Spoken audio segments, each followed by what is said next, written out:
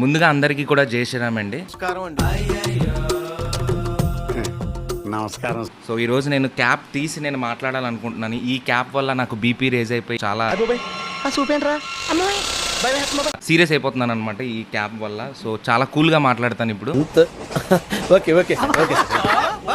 Naveen golden bye, నేనైతే ఈరోజు ఈ వీడియోలోని స్టేట్మెంట్ అండ్ ట్రూ ఫ్యాక్ట్స్ని అయితే నేను మీ అందరికీ కూడా రివీల్ చేస్తాను. అండ్ మనోడు కూడా వీడియో చేసిండు ఉన్నాను, బట్ స్టిల్ నేను డిక్ గాయానే పిలుస్తాను. ఎందుకనంటే ఇప్పుడు నువ్వు ఏమన్నా డిక్ గాయానే పిలుస్తాను. ఎందుకనంటే ఆ లఫూట్ నా గుడికి నేను నీట్గా కాల్ చేసి చెప్పిన తర్వాత కూడా అందరికీ తెలుసు ఆ టీ షర్టు నీదే, ఆ ఏదైతే న్యూడ్ ఫోటో నీది వచ్చిందో బయట. ఏమిటండి మీరు మాట్లాడేది? ఆల్మోస్ట్ ఒక 10 మంది నీ దగ్గరికి వచ్చి అంటే ఆగలేకపోతున్నాను సార్, ఆశతో ఆతృతగా ఉంది.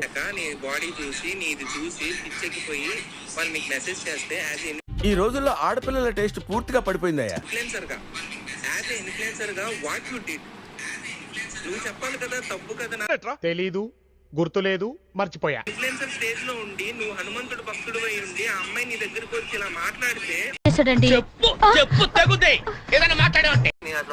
ఇక్కడ నేను చెప్తాను అసలు ఏం జరిగిందో. నేను నీ బాడీ చూసి టెంప్ట్ అవుతున్నాను చెయ్యనంటే వేసేవాడెవడు, వేయించుకునేవాడెవడు? ఏ ఒక్క అమ్మాయి, 2 అమ్మాయిలు, 3, మొత్తం అందరు అమ్మాయిలకి నువ్వు అదే చేస్తానంటే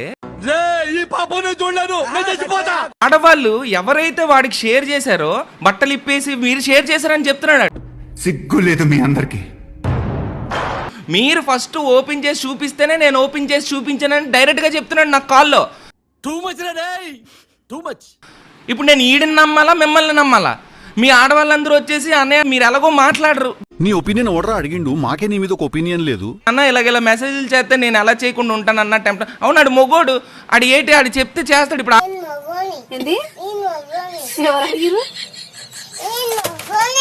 మీరు పెడతాడు ఓపెన్ చేసుకొని కూర్చొని ఉన్నాడంట అందరికి, గో బాబు నాది చూడండి, నాది వంకరగా ఉంది చూడండి. ఓకే జరిగితే నువ్వు చెప్పాలా, నువ్వు ఆ స్టేజ్ లో ఉండే తప్పు నాన్న ఇది అని చెప్పి చెప్పాలా. తోటి అలాగే చేశాడంట. అరే అలా చేస్తే ఏటవుతుంది తెలుసా, అందరితో ఇంటిమేట్ అయితే ఏటవుతుంది తెలుసా, ఎయిడ్స్ వచ్చి పోతారు.